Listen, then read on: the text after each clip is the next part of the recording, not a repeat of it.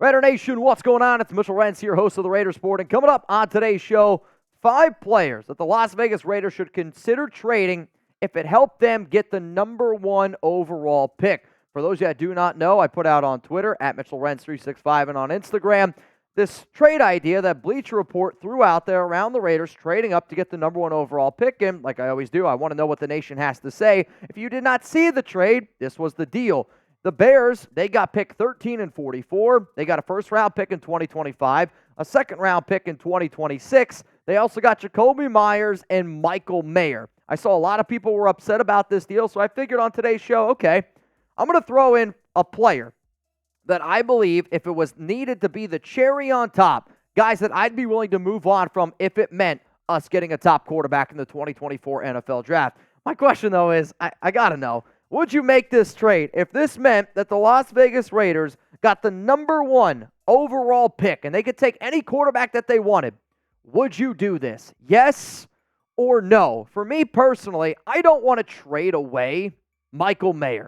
But if the Chicago Bears said this is the only way that you're going to do it, then I'm going to do it. As long as I don't got to trade Maxx Crosby, I'm okay with the idea. And that's just the honest truth. Like, is Maye a difference maker? Yes, I've been on this show before, and I said he was a top 10 player in my draft last year. I've been on this show before, and I said he's going to be a top 3 tight end in the league. And you can see when he gets used, the dude is a difference maker. And the problem is, though, if you can find that next elite quarterback, that next Josh Allen, Patrick Mahomes, Joe Burrow, I don't care who it is, I will take that over Maye, Jakobi Meyers, any player that you're about to see every single day and twice again on Sunday. I don't want to trade away Maye. So let's look at some other players I'd be willing to deal. The reason why I'm showing you this trade right now as it stands is because this is a trade that was given to me from an NFL draft scout who's going to be at the Combine. He's at the Senior Bowl. Very, very well tied in. One of the smartest people that I know personally with the NFL draft. And he said this is what it would cost the Raiders from people that he's talked to get up to that number 1 overall pick to trade for Chicago. So what I figured I would do here is, since it just says starting player, I'm going to do the insert starting player here. Those are going to be the 5 names that you're going to see. If you're like, man, that's a lot. Well, guess what? The last time that a team traded all the way up to number 1, based off where the Raiders were at, so the Raiders right now are at 13. They're trying to get up to number 1. The only time that a team went more, or it's the highest that a team's ever gone up to number 1, was back in 2016 when the Rams traded up from 15 all the way up to 1. They selected Jared Goff, and this is what they gave up. A first-round pick, a second-round pick, a second-round pick, a third-round pick. Then in the following year, a first and a third. Remember, draft picks are more valuable in the year of the draft. The further and further the draft goes on, the least valuable the picks get. So just please keep that in mind. If you're looking for videos, okay, around the Raiders, whether it's draft content, free agency, trades like you're seeing now, we put out videos every single day here on this channel. We're not always going to agree. And if you're watching the show live, you already know. We're not always going to agree.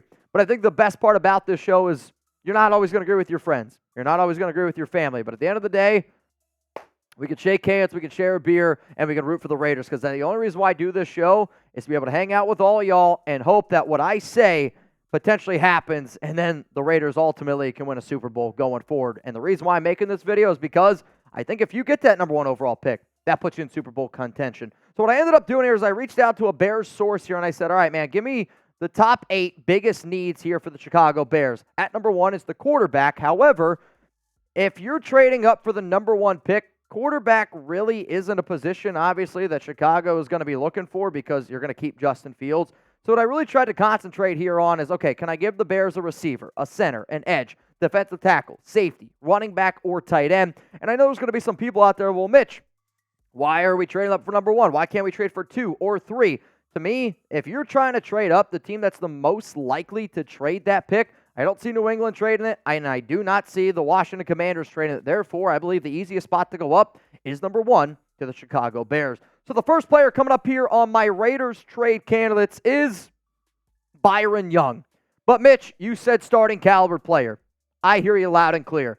So the first 2 players that you're going to see are, I'm going to lowball them a little bit. And sometimes that's what you got to do in the NFL. Can I give them a lowball offer and then get into more of the serious contending players?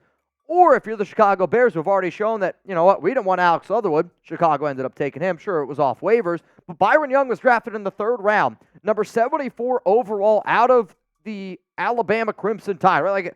It's a damn good school. He's still got 3 years left on his rookie deal.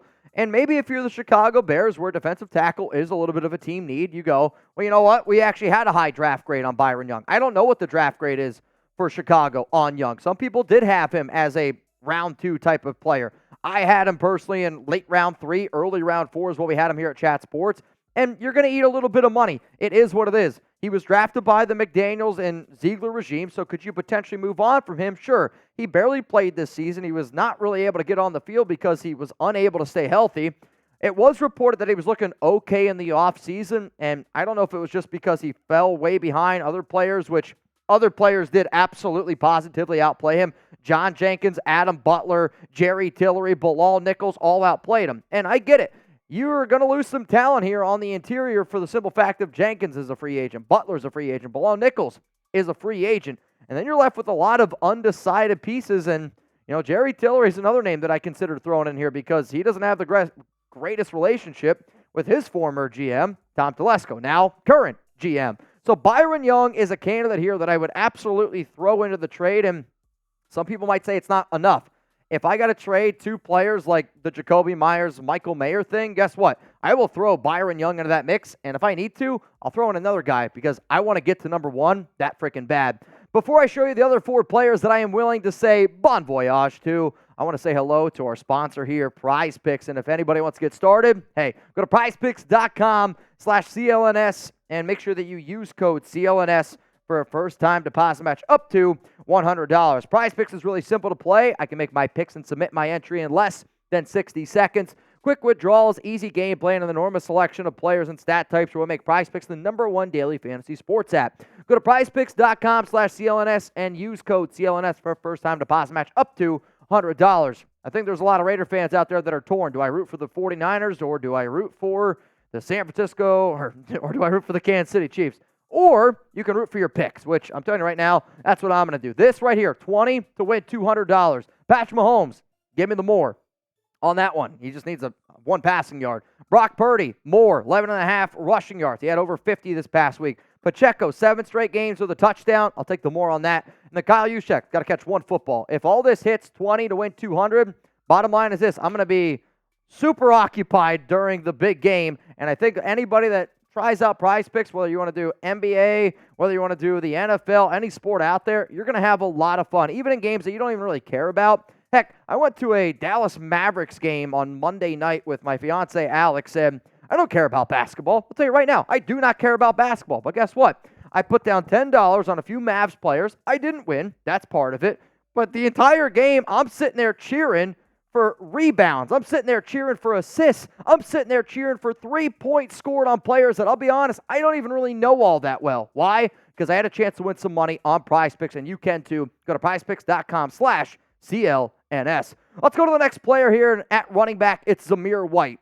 Some of you are like, well, wait, why are we going to trade away Zamir White when we don't have Josh Jacobs? The only reason why I'm willing to trade away Zamir White, and the only reason why this idea is even being thrown out there, is because if Antonio Pierce is going to say that Josh Jacobs is the heart and soul of our team, well then, if you're going to keep Josh Jacobs, I think that you should move on from Zamir. I don't understand why you would keep 2 running backs that are kind of have a similar skill set. Like, to me, you either going to keep Zamir White and let Josh Jacobs go, or you decide early on that, yes, we are going to do everything in our power to bring back Jacobs, and then you trade away Zamir White. This is the ultimate, can I get somebody to sell high? Like, can I get somebody to buy high right now on Zamir White? Hell, I would trade Zamir White and Byron Young. Send them both to Chicago. I'm okay with it if it helps me get the #1 pick. He was selected in round 4, 122 overall. Again, Ziegler and Josh McDaniels guy. You save a little bit of money. I'm not worried about the money. But I'm pretty confident in this. And I might be wrong on this. And if he is the starting running back for the Raiders next season, I hope I am wrong on it.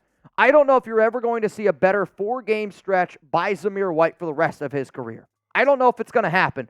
Do you think that you could get potentially a 4th-round value, a 5th-round value for Zamir White right now? Again, a running back. Good college pedigree at Georgia. Solid stats here. I mean, Zamir was a hell of a running back the final 4 weeks of the season. I don't know if you're going to get that type of production again. So you say, okay, I'm going to keep Josh Jacobs. Amir Abdullah is a free agent. See you later, right? Zamir White, well, we just traded him away. Jacob Johnson, he's a free agent. No need to bring him back. Brandon Bolden, if they don't cut him, I might delete this YouTube channel. And then Sincere McCormick. He's going to be coming back as well. If you needed to say, well, who could be that potential running back to behind Jacobs in case Jacobs gets hurt? I mean, I know Graphic Raider would be as hard as can be if that ended up happening, but I have enough confidence in Sincere McCormick. Zamir, hell of a running back. Zeus did a hell of a job filling in. But if I can trade Zamir White and it helps me get a quarterback, I am going to do it. I will admit, though, the first two players, I don't really know if they're going to interest the Chicago Bears all that much. That is, can I get you to bite on a deal? But realistically, these next three players, I know for a fact Chicago would have some interest in. Let's go with the wide receiver position here, Jakobi Meyers. Then, if you were to ask me, out of all these starting caliber players, which one do I think is the most likely to get traded this offseason? Jakobi Meyers is the answer. And I think Jakobi did a hell of a job this past season. He was a really, really good receiver. He's one of the more underrated players in the league, especially at the receiver position. Good blocker. Guess what, though? Good blocker that kind of fits with what Chicago likes to do at the receiver position. And the Bears' biggest need that isn't quarterback is at the wide receiver spot. Raiders will be looking for more speed in the receiver room this offseason.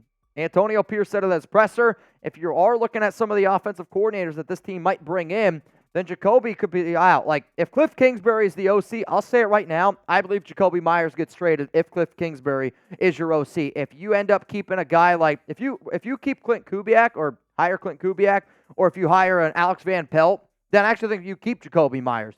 However, though, if you want to go with this more vertical attack, Jacoby's one of the slowest wide receivers in the NFL. He's a possession guy. He's not built on speed. Yeah, you're going to eat some money, but you're also going to save $6.8 million. You can go and invest on a faster dude. This also gives Trey Tucker another opportunity to get on the field here a little bit more. I will admit, you will have to address the need in free agency. You will have to address a need in the draft. But I'll be real with you. I think it happens anyway because the Raiders are going to be looking for another receiver because I hate to break it to you, Hunter Renfrow ain't going to be on this team next season. They're going to cut his ass. They're going to save $11.8 million post June 1st, and then they're going to be looking for another receiver. You're going to see Davante Adams, Trey Tucker, Michael Mayer is going to get his on top of that. But for Jakobi Meyers to be the wide receiver 2 in Chicago, I do believe that they would have ultimately some very much interest in that. I got two more players here coming up on the show, but hey, maybe you don't know already. Jugs and I are doing a big game watch party, and if anybody is like, I don't want to watch the Chiefs and 49ers alone, luckily, you can come hang out with Chugs and I. Where? It's going to be at the Ahern Luxury Boutique Hotel inside the Ahern Live Showroom. If you want to know what the address is, there's the address. Doors are going to be opening up at 2 p.m. Pacific time, and if anybody wants to reserve a spot, you can reserve your spot down below at that link right now, chatsports.com/biggame, BIGGAME.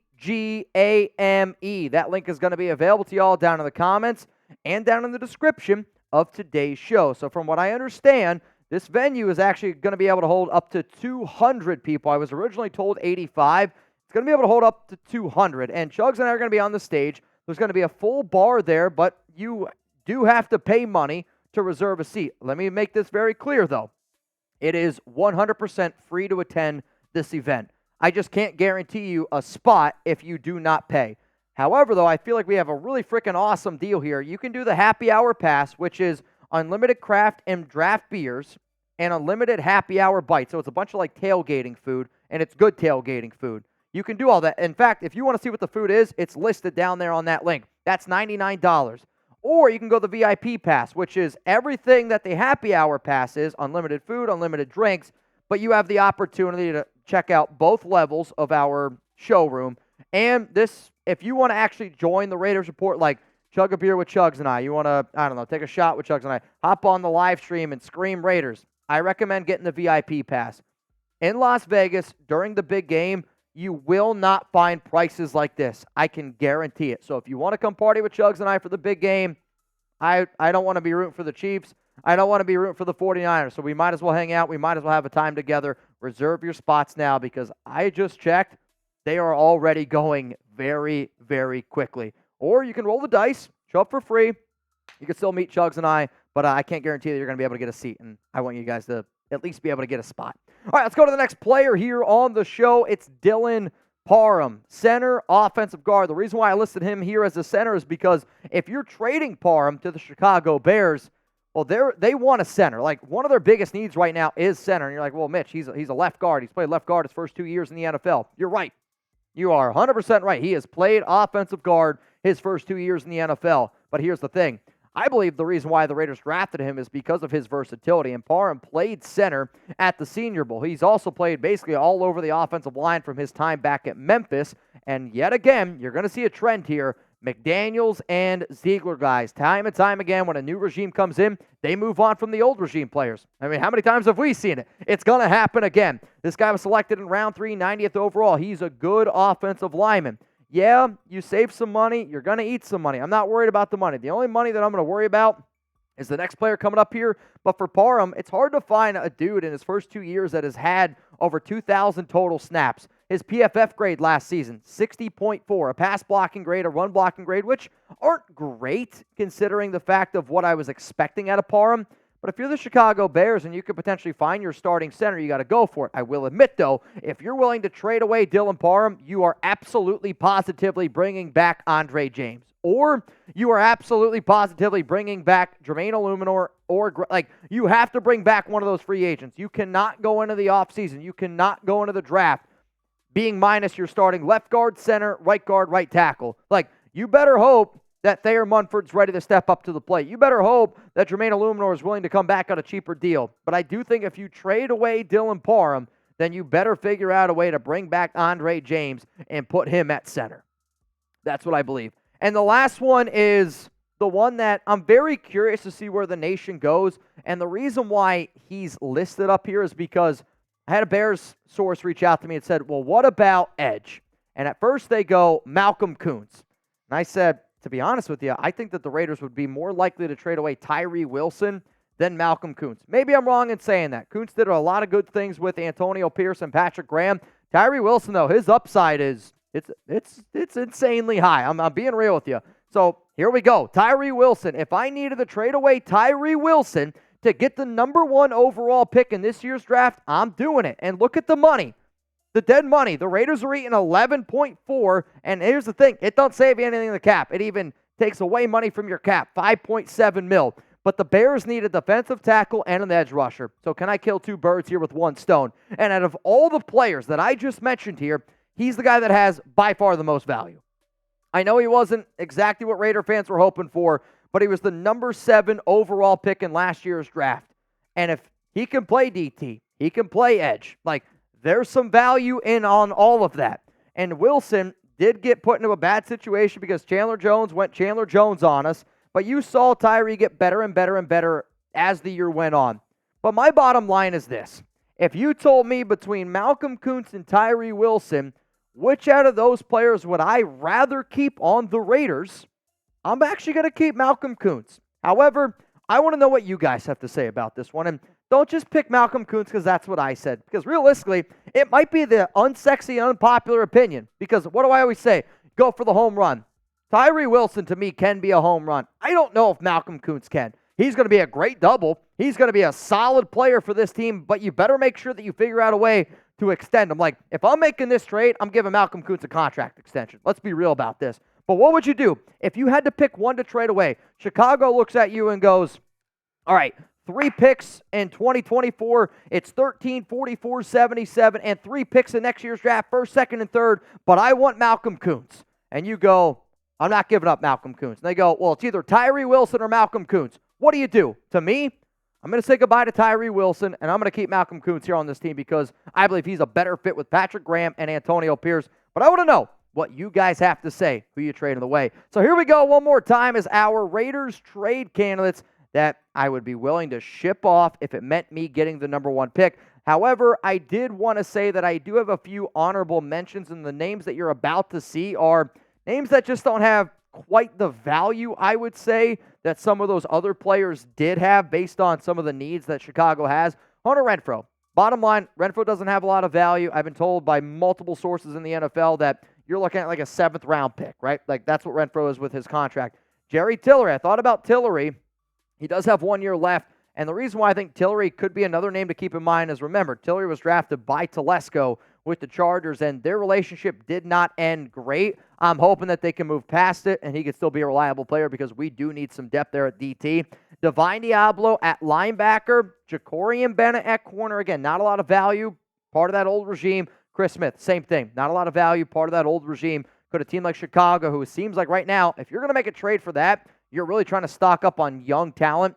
Here's some young talent that maybe they would take a shot at. Hopefully you guys enjoyed the video here on the channel. I like doing these type of shows to just give you an idea of players that I'd be willing to move on from, things that could potentially happen. If you enjoyed the show, make sure you're subscribed. Make sure you got those notifications turned on because anytime breaking news happens, we go live here on the Raiders Report.